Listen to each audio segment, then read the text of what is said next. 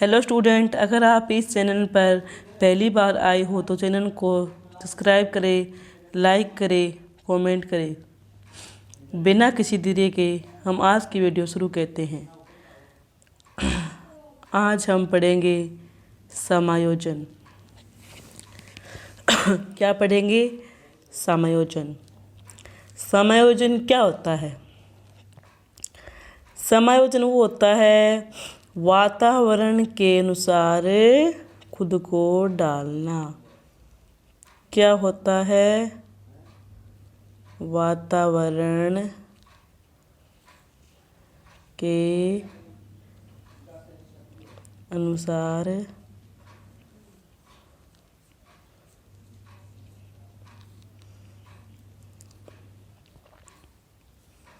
खुद को डालना।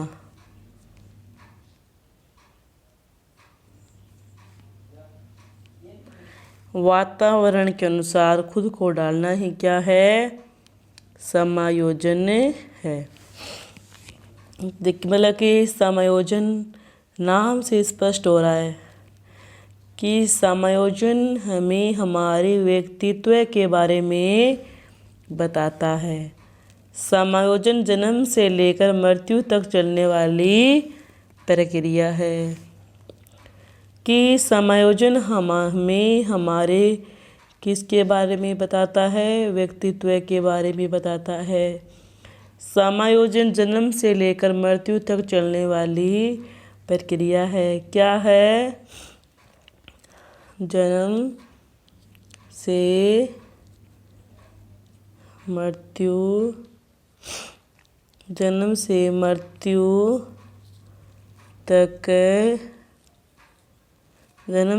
तक चलने वाली क्या है? प्रक्रिया है समायोजन।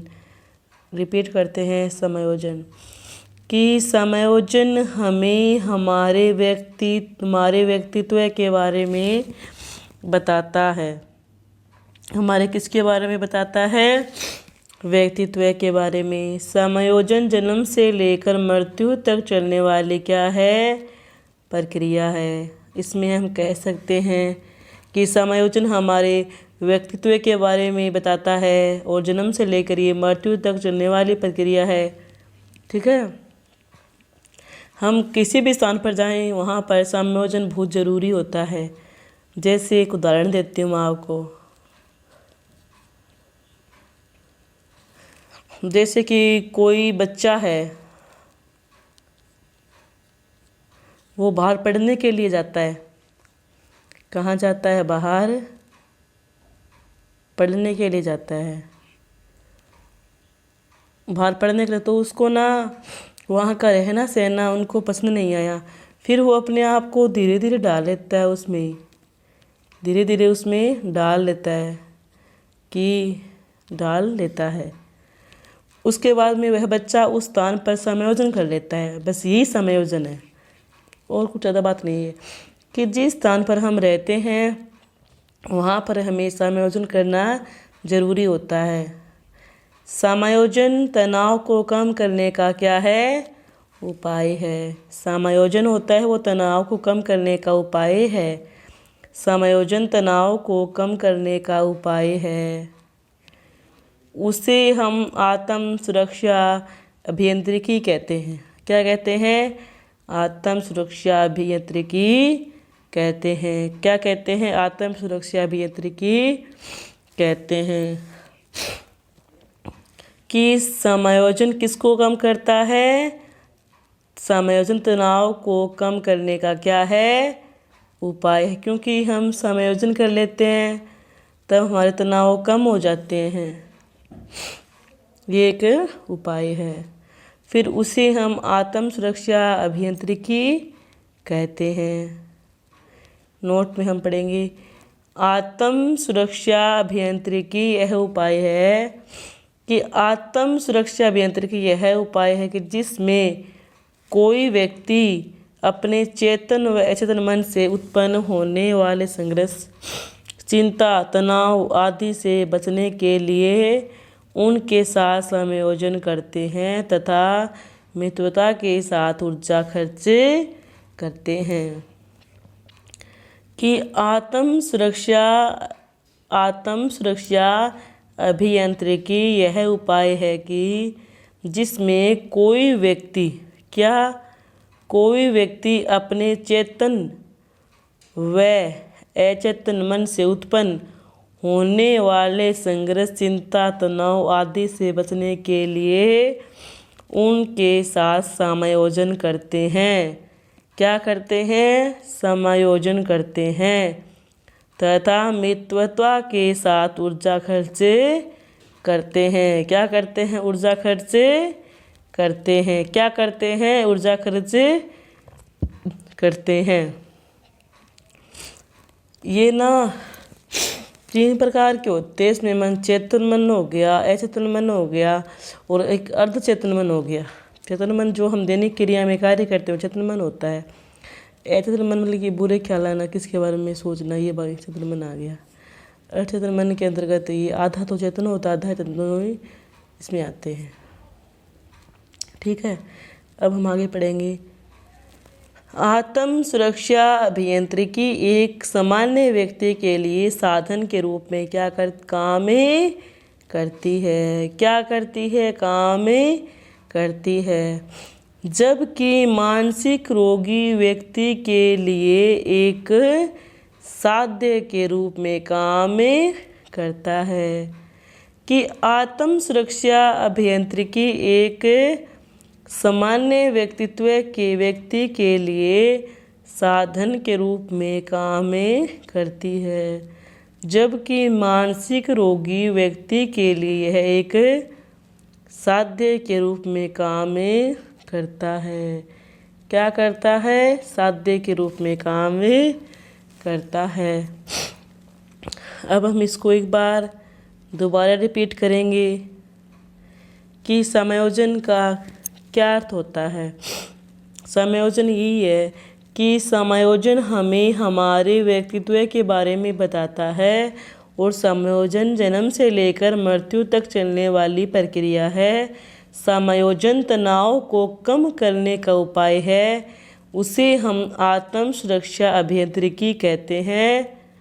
और आत्म सुरक्षा अभियांत्रिकी यह उपाय है जिसमें कोई व्यक्ति अपने चेतन व अचेतन मन से उत्पन्न होने वाले संघर्ष, चिंता, तनाव आदि से बचने के लिए उनके साथ समायोजन करते हैं तथा मित्रता के साथ ऊर्जा खर्च करते हैं। क्या करते हैं? ऊर्जा खर्च करते हैं।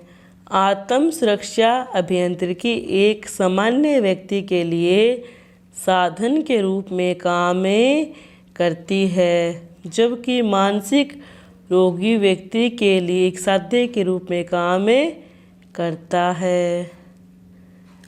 समायोजन से संबंधित कथन। कि समायोजन से संबंधित कथन क्या है? मनोवैज्ञानिक स्किनर के अनुसार समायोजन क्या है? एक अधिगम प्रक्रिया है। मनोवैज्ञानिक आते हैं एक स्किनर। कौन है? स्किनर। इन्होंने क्या कहा है कि समायोजन होता है, समायोजन एक अधिगम प्रक्रिया है। कि समायोजन होता है वो एक क्या है? अधिगम प्रक्रिया है। समायोजन क्या है? एक अधिगम प्रक्रिया है। गेट्स व अन्य के अनुसार ही एक राइटर है। कौन है? गेट्स व अन्य वैज्ञानिकों के अनुसार कि व्यक्ति जब वातावरण के साथ क्या है इसमें? कि व्यक्ति जब वातावरण के साथ सामंजस्य बिठा लेता है उसके व्यवहार में परिवर्तन हो जाता है। गेट्स ने क्या कहा है कि व्यक्ति समायोजन के साथ सामंजस्य बिठा लेता है उससे व्यवहार में परिवर्तन हो जाता है। आगे एक राइटर आता है कुप्पू स्वामी। कौन है? कुप्पू स्वामी।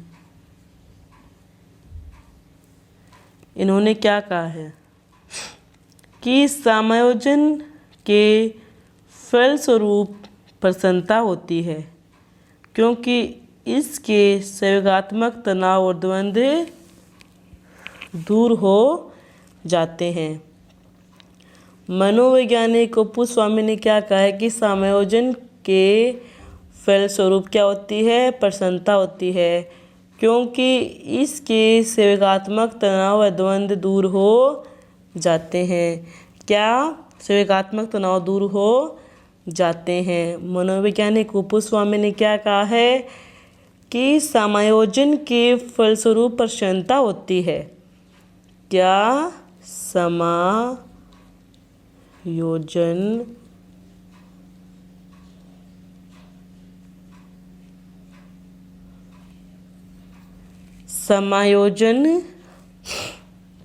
समायोजन के फलस्वरूप क्या होती है? प्रसन्नता। क्या होती है? प्रसन्नता। किससे होती है? समायोजन से। किसने कहा था? कुप्पू स्वामी ने कहा था। ठीक है, क्योंकि इसके संवेगात्मक तनाव व द्वंद्व दूर हो जाते हैं। मोटा मोटी तो बात यही है कि मनोवैज्ञानिक कुप्पू स्वामी के अनुसार समायोजन के फलस्वरूप प्रसन्नता होती है क्योंकि इसके संवेगात्मक तनाव व द्वंद्व दूर हो जाते हैं। मनोवैज्ञानिक आगे आता है कोलमैन। कौन आता है? कोलमैन। इन्होंने क्या कहा है? कोलमैन ने कहा है कि व्यक्ति अपनी आवश्यकता की पूर्ति करने के लिए जो प्रयास करता है उसका परिणाम ही क्या है? समायोजन है। कोलमैन के अनुसार व्यक्ति अपनी आवश्यकताओं की पूर्ति करने के लिए जो भी प्रयास करता है उसका परिणाम ही क्या है? समायोजन है। अब हम दोबारा रिपीट करते हैं। मनोवैज्ञानिक कुप्पू स्वामी ने, सबसे पहले तो स्किनर थे, मैंने बताया था आपको। स्किनर ने ये कहा कि समायोजन एक अधिगम प्रक्रिया है। कि समायोजन एक क्या है? अधिगम। अधिगम का अर्थ होता है सीखना। कि समायोजन एक अधिगम प्रक्रिया। गेट्स वैन के अनुसार क्या था कि व्यक्ति जब वातावरण के साथ क्या था कि व्यक्ति जब वातावरण के अनुसार सामंजस्य बिठा लेता है तो उस व्यवहार में परिवर्तन हो जाता है। अब आगे थे मनोवैज्ञानिक कुप्पू स्वामी ने ये कहा था कि समायोजन के फलस्वरूप प्रसन्नता होती है क्योंकि इसके संवेगात्मक तनाव व द्वंद्व दूर हो जाते हैं। मनोवैज्ञानिक कोलमैन ने कहा था कि कोलमैन के अनुसार व्यक्ति अपनी आवश्यकताओं की पूर्ति करने के लिए जो प्रयास करता है उसका परिणाम ही समायोजन है। कि कोलमैन कहता है कि व्यक्ति है ना, क्या है? व्यक्ति की एक अपनी आवश्यकता होती है। क्या होती है? अपनी आवश्यकता। कि व्यक्ति की अपनी एक आवश्यकता होती है, पूर्ति करने के लिए जो भी प्रयास करता है उसका परिणाम ही समायोजन है। उसका परिणाम ही समायोजन कहलाता है। मनोवैज्ञानिक कोलमैन के अनुसार व्यक्ति अपनी आवश्यकताओं की पूर्ति करने के लिए जो भी प्रयास करता है उसका परिणाम ही समायोजन कहलाता है। मनोवैज्ञानिक कुप्पू स्वामी के अनुसार समायोजन के फलस्वरूप प्रसन्नता होती है क्योंकि इसके संवेगात्मक तनाव व द्वंद्व दूर हो जाते हैं। कोलमैन ने क्या कहा कि कोलमैन के अनुसार व्यक्ति अपनी आवश्यकताओं की पूर्ति करने जो भी प्रयास करता है उसका परिणाम ही समायोजन है। अब हम आगे पढ़ेंगे समायोजन की प्रकृति, कि समायोजन की प्रकृति कैसी है। व्यक्ति, तनाव, द्वंद्व, संघर्ष। ठीक है। समायोजन एक उपलब्धि है कि व्यक्ति, तनाव, द्वंद्व, संघर्ष यह किसके साथ होता है, वातावरण के साथ। समायोजन अनुक्रिया है। समायोजन एक उपलब्धि है। समायोजन का आधार, सिगमंड फ्रॉयड के अनुसार समायोजन का मुख्य आधार लिबिडो शक्ति है। समायोजन के इस आधार में मुख्य रूप से मनुष्य के चेतन मन का योगदान रहता है। इसमें एक बात बताती हूँ, जो सिगमंड फ्रॉयड है ना,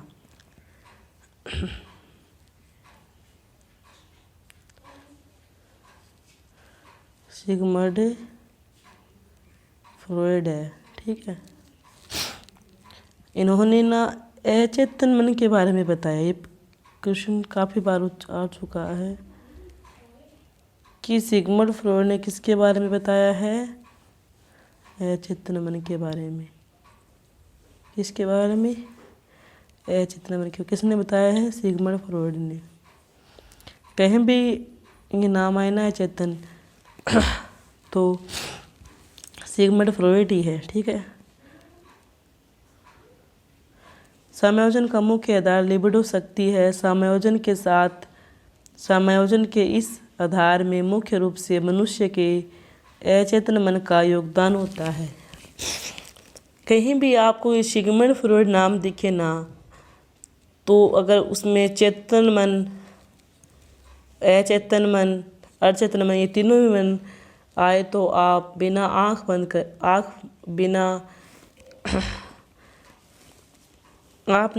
सोचे समझे उसमें अचेतन मन का ऑप्शन भर देना, ठीक है। बिना सोचे समझे किसका ऑप्शन, अचेतन मन। क्योंकि सिगमंड फ्रॉयड है ना, उन्होंने अचेतन मन के बारे में बताया है, ठीक है। आगे रट रहा था एगलर के अनुसार। किसके, एगलर, ठीक है। इन्होंने क्या कहा है, इन्होंने कहा कि समायोजन का मुख्य आधार श्रेष्ठता प्राप्ति है। समायोजन का मुख्य आधार क्या है, समायोजन का मुख्य आधार क्या है, श्रेष्ठता प्राप्ति है। श्रेष्ठता प्राप्ति है। ये किसने कहा था, एगलर ने, ठीक है। किसने कहा था, एगलर ने, कि समायोजन का मुख्य आधार श्रेष्ठता प्राप्ति है। इस आधार में मुख्य रूप से मनुष्य का चेतन मन कार्य करता है। एगलर ने क्या कहा है कि समायोजन का मुख्य आधार श्रेष्ठता प्राप्ति है। इस आधार में मुख्य रूप से मनुष्य का अचेतन मन कार्य करता है। समायोजन का मुख्य आधार श्रेष्ठता प्राप्ति है। समायोजन का मुख्य आधार क्या, श्रेष्ठता प्राप्ति है। इस आधार में मुख्य रूप से मनुष्य का कौन सा मन काम करता है, चेतन मन। अब आगे आता है युंग और जुंग। ये राइटर है, ठीक है। इन्होंने क्या कहा है के अनुसार समायोजन का मुख्य आधार मनुष्य की आत्म सिद्धि है। के अनुसार समायोजन का मुख्य आधार मनुष्य की क्या है, आत्म सिद्धि है। दिल व दिमाग में पहले से ही विचार या भावना उपस्थित होना। इस प्रकार के समायोजन में मनुष्य के तीनों मन ही काम करते हैं। तीनों मन कौन कौन से, चेतन, अचेतन, अर्धचेतन, ये तीनों ही मन इसमें काम करते हैं। अर्धचेतन हो गया। युग व जुंग ने क्या कहा के अनुसार समायोजन का मुख्य आधार मनुष्य की आत्म सिद्धि है। दिल व दिमाग में पहले से ही विचार या भावना उपस्थित होना। इस प्रकार के समायोजन में मुख्य रूप से कितने मन काम करते हैं? 3 मन। इसमें क्या है कि सिगमंड फ्रॉइड ने केवल अचेतन मन के बारे में बताया है, ठीक है, और एगलर ने किसके बारे में बताया है? चेतन मन के बारे में। किसके बारे में? चेतन मन के बारे में। युग और जुग ने तीनों ही मन इसमें बताए हैं, तीनों ही मन बताए हैं, ठीक है। कौन से मन बताए हैं? तीनों ही मन बताए। किसने बताया? युग व जुग ने, युग व जुग ने। इसी प्रकार से हम आगे पढ़ेंगे समायोजन के प्रकार। क्या पढ़ेंगे? समायोजन के प्रकार। सामाजिक समायोजन, लैंगिक समायोजन, व्यावसायिक समायोजन। कितने प्रकार है इसके? 3। कितने प्रकार है? 3। कौन कौन से हैं? पहले आता है सामाजिक, दूसरा आता है लैंगिक, तीसरा आता है व्यावसायिक। तीसरा कौन सा आता है? व्यावसायिक, ठीक है। समायोजन के प्रकार हैं, कौन कौन से हैं? सामाजिक आ गया, लैंगिक आ गया, व्यावसायिक आ गया। सामाजिक समायोजन। व्यक्ति अपने परिवार, समाज व दोस्तों के साथ तालमेल बनाए रखता है तो यह सामाजिक समायोजन कहलाता है। क्या बताया कि व्यक्ति अपने परिवार, समाज व दोस्तों के साथ तालमेल बनाए रखता है तो यह सामाजिक समायोजन है। कि व्यक्ति अपने परिवार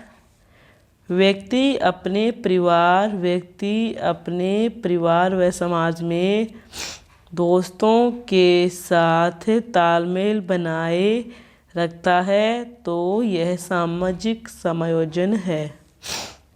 आगे हम पढ़ेंगे लैंगिक।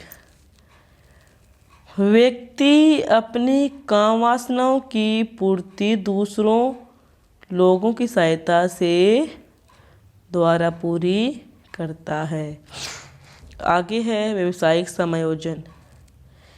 इस समायोजन में व्यक्ति अपने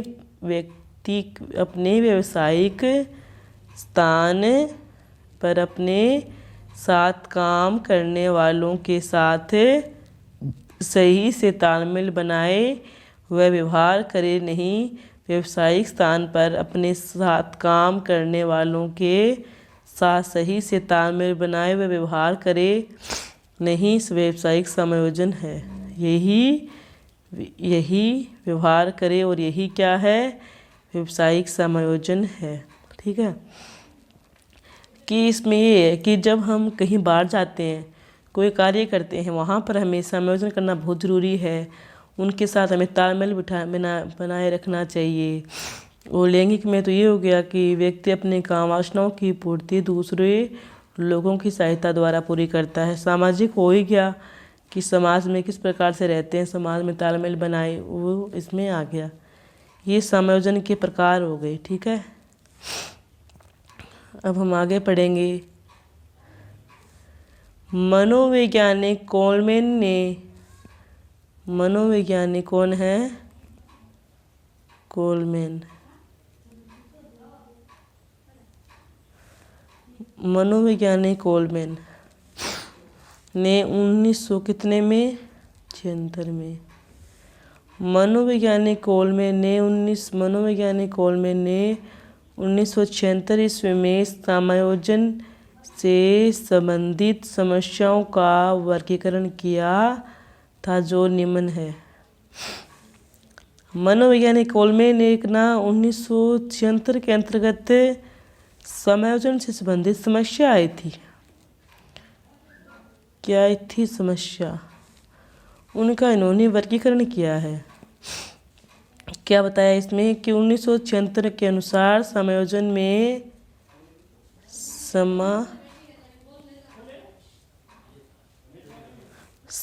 में समस्याओं का वर्गीकरण किया गया जो निम्न है। इसमें कौन कौन आते हैं?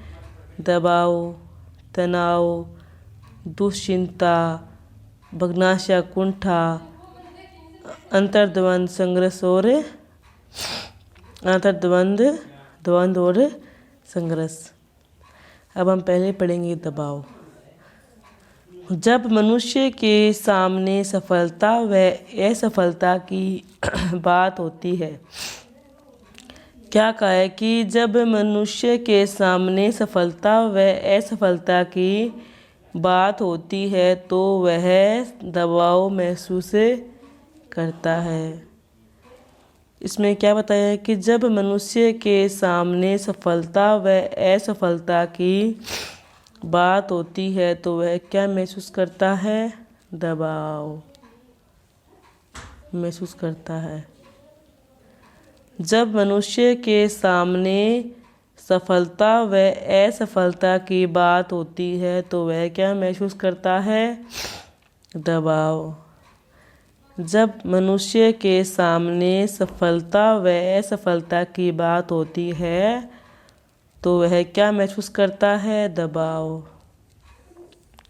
रिपीट करते हैं कि जब मनुष्य के सामने क्या है कि जब मनुष्य के सामने सफलता, जब मनुष्य के सामने सफलता व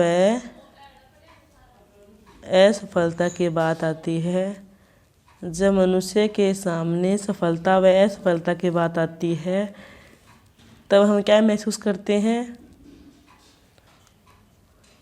दबाव। आगे आता है तनाव।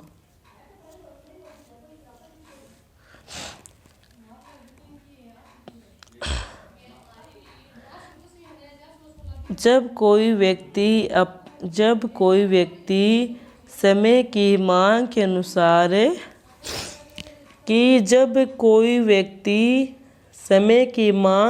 अनुसार कोई कार्य नहीं कर पाता या परिस्थिति अनुकूल होते हुए भी हम किसी काम को संपन्न नहीं कर पाते, वह क्या है?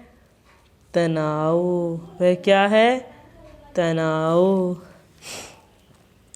कि जब कोई व्यक्ति समय की मांग के अनुसार कोई कार्य नहीं कर पाता है या परिस्थितियां अनुकूल होते हुए भी हम किसी काम को संपन्न नहीं कर पाते तो हम कब महसूस करते हैं? वह तनाव महसूस करते हैं।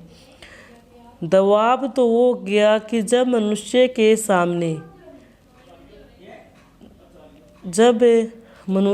सामने सफलता व असफलता की बात होती है तब मनुष्य दबाव महसूस करता है। ठीक है। तनाव, जब कोई व्यक्ति समय की मांग के अनुसार कोई कार्य नहीं कर पाता या परिस्थितियां अनुकूल होते हुए भी हम किसी काम को संपन्न नहीं कर पाते तो व्यक्ति में तनाव की स्थिति उत्पन्न हो जाती है। आगे आता है दुश्चिंता। कि जब व्यक्ति के बुरे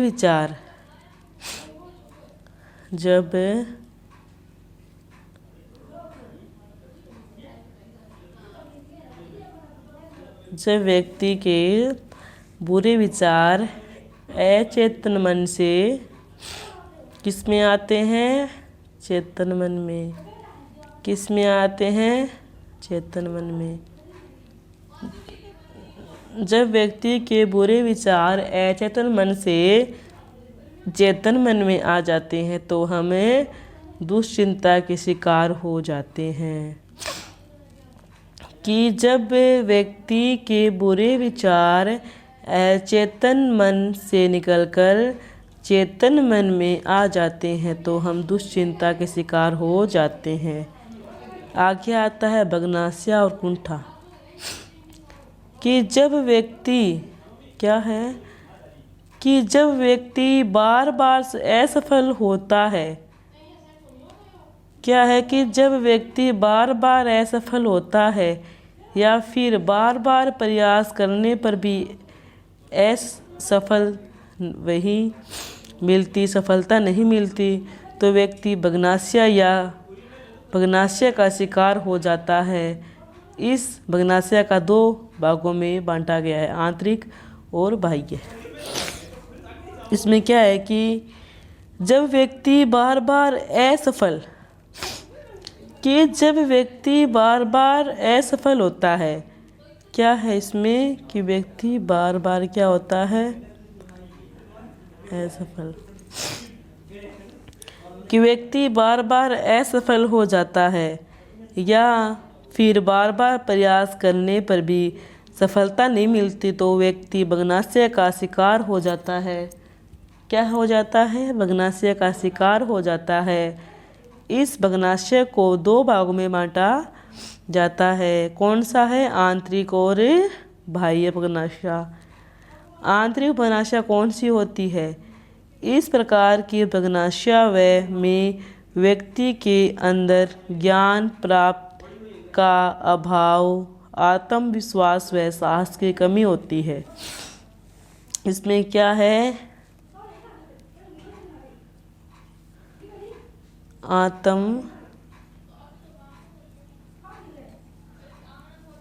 आत्मविश्वास व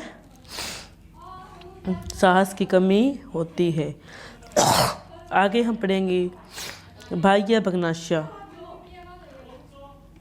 इस प्रकार की बगनास्या के अंदर कोई भौतिक बाधा व किन्हीं नियमों की बाधा हो सकती है या दूसरों के अधिकार की बाधा के रूप में हो सकती है।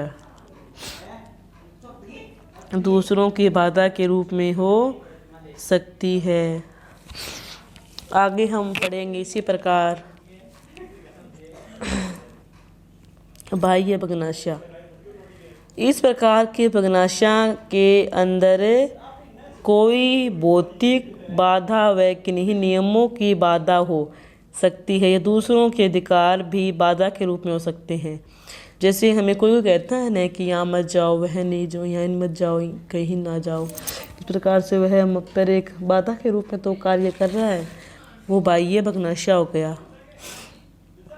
अंतर्द्वंद, द्वंद्व, संघर्ष, ये तीनों एक के होते हैं। ठीक है।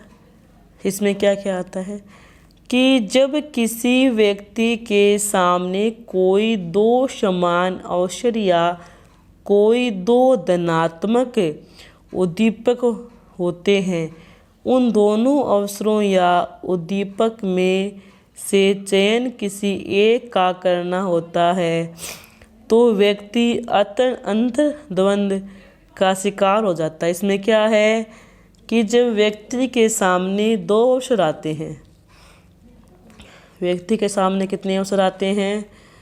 2 अवसर आते हैं, उसमें से चयन किसी एक का करना होता है। चयन किसी के करना होता है एक का। एक तो धनात्मक हो गया, एक 2 धनात्मक उद्दीपक हो गए।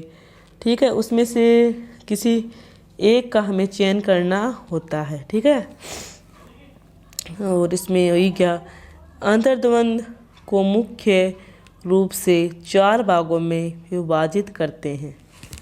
अंतर्द्वंद व संघर्ष, इसमें क्या आ गया कि जब किसी व्यक्ति के सामने कोई 2 समान अवसर या कोई 2 धनात्मक उद्दीपक होते हैं, उन दोनों अवसरों या उद्दीपक में से चयन किसी एक का करना होता है तो व्यक्ति अंतर्द्वंद का शिकार हो जाता है।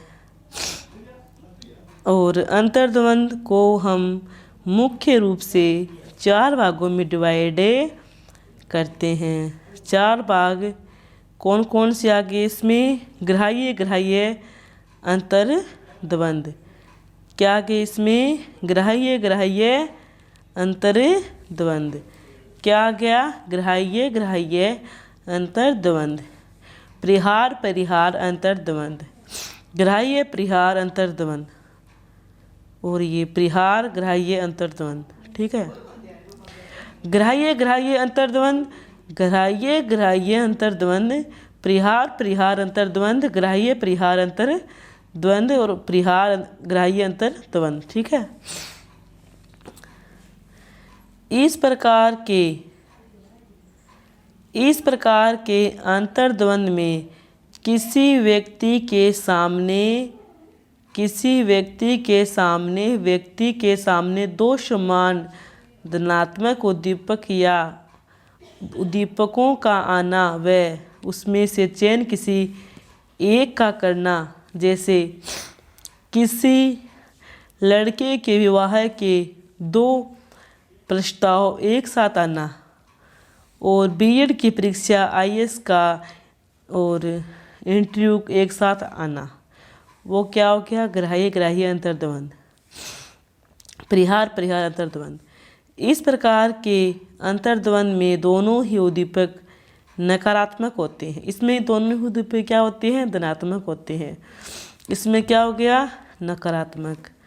जैसे आगे कुआ पीछे खाई, आगे कुआ पीछे खाई। कि व्यक्ति अपने परिवार की शान होता है, कि व्यक्ति अपने परिवार की क्या होता है? शान होता है।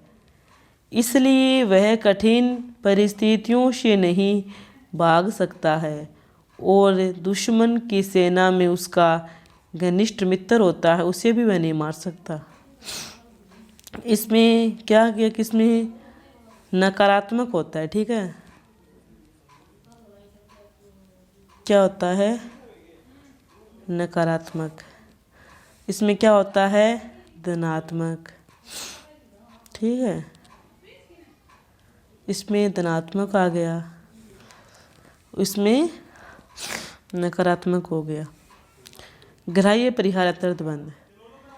इस प्रकार के अंतर्द्वंद में एक पॉजिटिव और एक नेगेटिव दीपक होते हैं। जैसे किसी लड़के के वर चयन के लिए एक तरफ तो सुंदर लड़का और दूसरी तरफ सरकारी नौकरी, दूसरी तरफ बदसूरत व बेरोजगार लड़का। ठीक है। परिहार ग्राह्य परिहार, इसमें ये आधा ये जाएगा आधा ये जाएगा, दोनों मिक्स हो जाएंगे इसमें। और इसी प्रकार से हम दोबारा रिपीट करते हैं। ग्राह्य ग्राह्य अंतर्द्वंद। इस प्रकार के अंतर्द्वंद में किसी व्यक्ति के सामने उद्दीपक के सामने दो समान धनात्मक उद्दीपकों का आना व उसमें से चयन किसी एक का करना, जैसे किसी लड़की का विवाह दो प्रस्ताव एक साथ आना, जैसे बीएड की परीक्षा आ गई, आईएएस का इंटरव्यू एक साथ आना। परिहार परिहार आ गया। इस प्रकार के अंतर्द्वंद में दोनों ही उद्दीपक नकारात्मक होते हैं, जैसे आगे कुआ पीछे खाई। व्यक्ति अपने परिवार की शान होता है, इसलिए वह कठिन परिस्थितियों से नहीं भाग सकता है और दुश्मन की सेना में उसका कोई घनिष्ठ मित्र होता है, वह उसे भी नहीं मार सकता, क्योंकि इसमें नकारात्मक उद्दीपक होता है। ठीक है। ग्राह्य परिहार अंतर्द्वंद। इस प्रकार के अंतर्द्वंद में एक मतलब कि पॉजिटिव होता है, एक नेगेटिव होता है। किसी लड़की का चयन करने के लिए एक तरफ सुंदर वैभवसूरत लड़का, दूसरी खूबसूरत वह बेरोजगार लड़का। इसी प्रकार से हम आगे क्वेश्चन पढ़ेंगे कि मनोवैज्ञानिक वंशवेत्ताओं के अनुसार समायोजन का मुख्य अधिकार किसे माना गया है? मनोवैज्ञानिक वंशवेत्ताओं के अनुसार समायोजन का मुख्य आधार किसको माना गया? आत्म सिद्धि और आद्य प्रारूप को। ठीक है। बीच में क्वेश्चन आया था। ठीक है। और आगे पढ़ेंगे आद्य प्रारूप कि आद्य प्रारूप क्या होते हैं। पहले से ही दिल में समायोजन का भाव, पहले से ही दिल में समायोजन का भाव। प्रेक्षण संज्ञात्मक संरचना में संशोधन करने की प्रक्रिया प्रक्षेपण कहलाती है। मानसिक स्वास्थ्य के बारे में क्या गया कि इसमें क्या गया मानसिक स्वास्थ्य विज्ञान के बारे में सबसे पहले 1908 में C.W. बियर्स इसका पूरा नाम आता है क्लिफोर्ड बियर्स ने बताया था कि मानसिक स्वास्थ्य विज्ञान परिषद की स्थापना 1909 में अमेरिका में की गई थी और क्लिफोर्ड बियर्स के द्वारा लिखित पुस्तक ए माइंड दैट फाउंड इस स्टिल में मानसिक स्वास्थ्य के बारे में विस्तार से चर्चा की है। इन्होंने मानसिक स्वास्थ्य से संबंधित रोगों को मुख्य रूप से 2 भागों में विभाजित किया है। नंबर 1 आता था मनोविक्षेप, नंबर 2 मनोदुर्लभ्य। मनोविक्षेप के अंतर्गत कौन से उन्माद, विषाद, असामाजिक, भ्रम, विभ्रम, सनाइक, कल्पनाग्रह, हठ, फोबिया और चिंता, ये इसमें रोग आते हैं। ठीक है, इसी प्रकार से हम दोबारा एक बार फिर से रिपीट करते हैं जिससे आपको याद हो जाए। समायोजन हमें हमारे व्यक्तित्व के बारे में बताता है। समायोजन जन्म से लेकर मृत्यु तक चलने वाली प्रक्रिया है और समायोजन तनाव को कम करने का उपाय है। उसे हम आत्म सुरक्षा अभियांत्रिकी कहते हैं। कि समायोजन हमारे व्यक्तित्व के बारे में बताता है। समायोजन जन्म से लेकर मृत्यु तक चलने वाली प्रक्रिया है। समायोजन तनाव को कम करने का क्या है उपाय है। उसे हम आत्म सुरक्षा अभियांत्रिकी कहते हैं। आत्म सुरक्षा अभियांत्रिकी वह उपाय है जिसमें कोई व्यक्ति अपने चेतन व अचेतन मन में उत्पन्न होने वाले संघर्ष, चिंता, तनाव आदि से बचने के लिए उनके साथ समायोजन करते हैं, मित्रता के साथ ऊर्जा खर्चे करते हैं। आत्म सुरक्षा अभियांत्रिकी एक सामान्य व्यक्ति के लिए साधन के रूप में काम करती है, जबकि मानसिक रोगी व्यक्ति के बारे में एक साध्य के रूप में काम करता है। समायोजन से संबंधित कथन। स्किनर ने क्या कहा था कि समायोजन एक अधिगम प्रक्रिया है। गेट्स व अन्य के अनुसार कि व्यक्ति जब वातावरण के साथ सामंजस्य बिठा लेता है, क्या होता है कि व्यक्ति जब सामंजस्य बिठा लेता है तो उसके व्यवहार में परिवर्तन हो जाता है। मनोवैज्ञानिक उपस्वामी के अनुसार समायोजन के फलस्वरूप प्रसन्नता होती है, क्योंकि इसमें स्वेगात्मक तनाव व द्वंद्व दूर हो जाते हैं। मनोवैज्ञानिक आगे आता है कोलमैन ने क्या कहा कि व्यक्ति अपनी आवश्यकताओं की पूर्ति करने के लिए जो भी प्रयास करता है उसका परिणाम ही क्या है, समायोजन कहलाता है। आगे आता है समायोजन की प्रकृति। व्यक्ति, तनाव, द्वंद्व, संघर्ष, ये किसके साथ है, वातावरण के साथ। ठीक है, और समायोजन एक उपलब्धि है और इसमें समायोजन क्या है, एक अनुक्रिया है। समायोजन का आधार। सिगमंड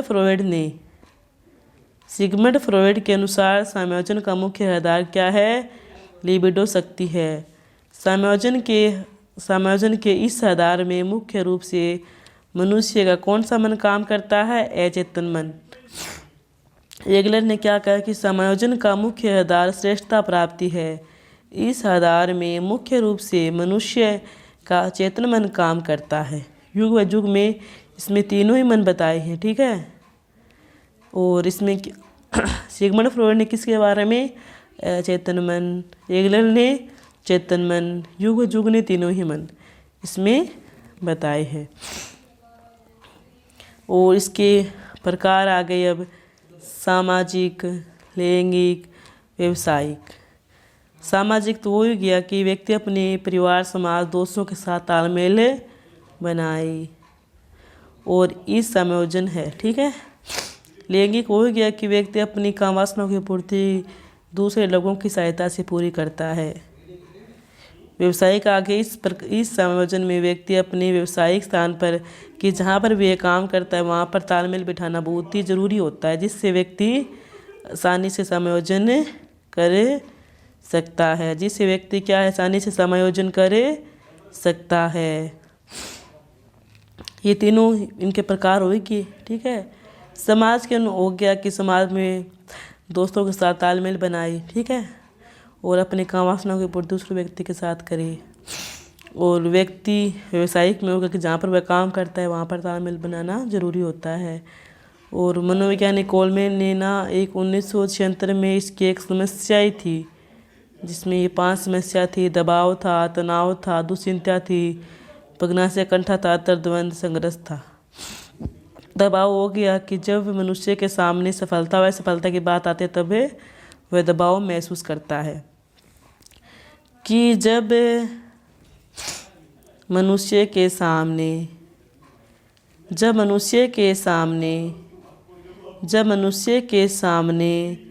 सफलता व असफलता की बात आती है, किसकी बात आती है, सफलता व किसकी बात आती है, असफलता की बात आती है, तब वह क्या महसूस करता है, दबाव। कि जब मनुष्य के सामने सफलता व असफलता की बात आती है तब वह दबाव महसूस करता है, तनाव। जब कोई व्यक्ति समय की मांग के अनुसार कि जब कोई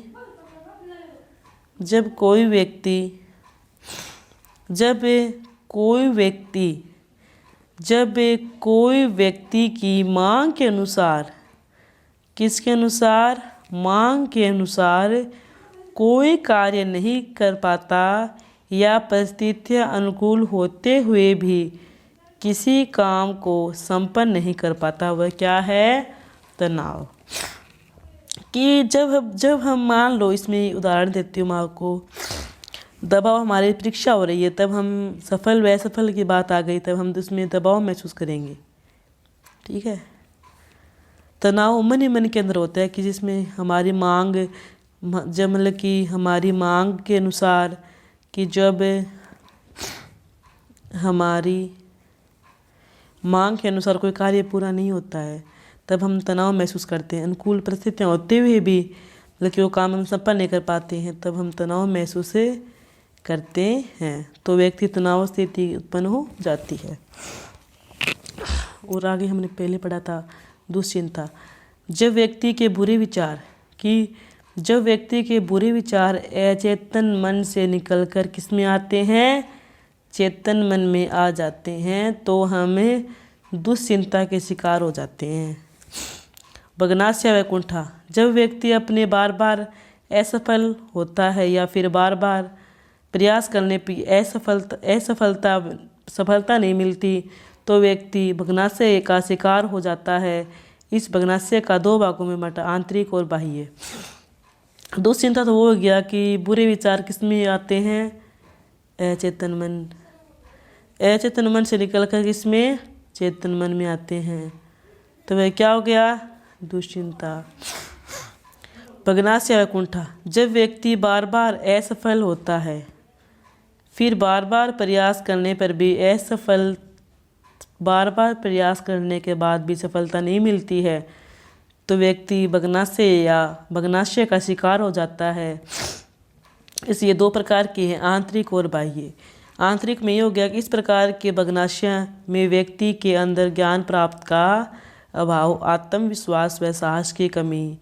और बाह्य में हो गया इस प्रकार की भग्नाशय के अंदर कोई भौतिक बाधा व किन्हीं नियमों की बाधा हो सकती है, दूसरे के अधिकार की बाधा। अंतर्द्वंद कि कोई दो समान अवसर आए जिसमें से किसी एक का चयन करना होता है। ठीक है, ये 4 प्रकार की हो गई, जो है ग्राह्य, ग्राह्य परिहार, ग्राह्य और ग्राह्य परिहार और परिहार ग्राह्य परिहार। ठीक है,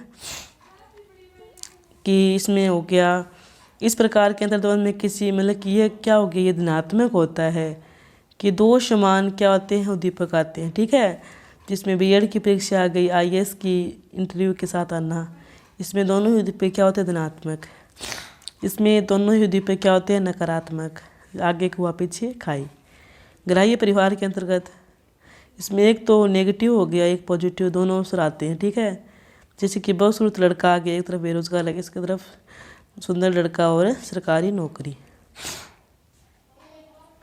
एक ही क्वेश्चन है कि मनोवैज्ञानिक वंशजों के अनुसार समायोजन का मुख्य आधार क्या है, आत्मसिद्धि, अध्यय प्रारूप, प्रक्षेपण। ठीक है, इसमें ऑप्शन इसमें सूत्र आ गया, आत्मसिद्धि आ गया और अध्यय प्रारूप आ गया।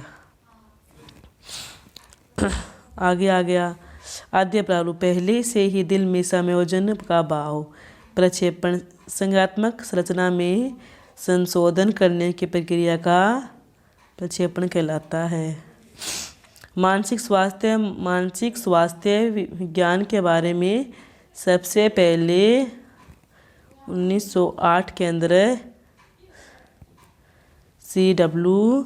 बियर्स, क्लिफोर्ड बियर्स ने बताया कि और मानसिक स्वास्थ्य विज्ञान परिषद की स्थापना 1908 के अंदर कहाँ हुई थी, अमेरिका के अंदर।